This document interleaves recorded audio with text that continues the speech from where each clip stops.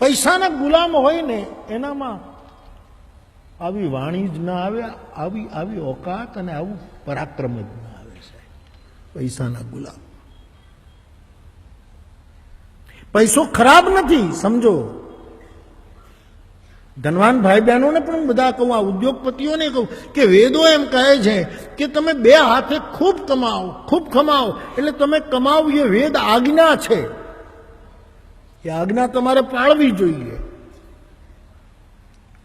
ખૂબ કમાઓ, બે હાથે કમાઓ, પણ પાછી વેદની એક બીજી પણ આજ્ઞા છે કે તમે બે હાથે કમાઓ અને ચાર હાથે વાપરો. આ વેદની બીજી આજ્ઞા છે.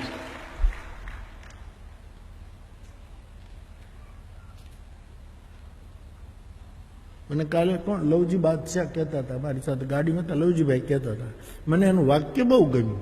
આ માણસ બોલે ઓછું, પણ એનું એક વાક્ય મને બહુ ગમ્યું.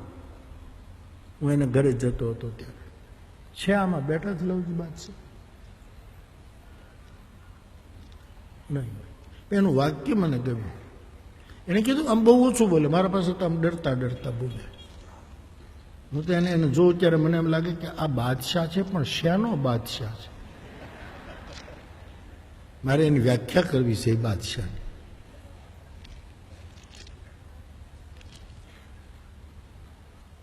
એણે એમ કીધું કે બાપુ, મૂડી વપરાવી જોઈએ અને સંબંધો સચવાવા જોઈએ. અત્યારે શું થાય છે?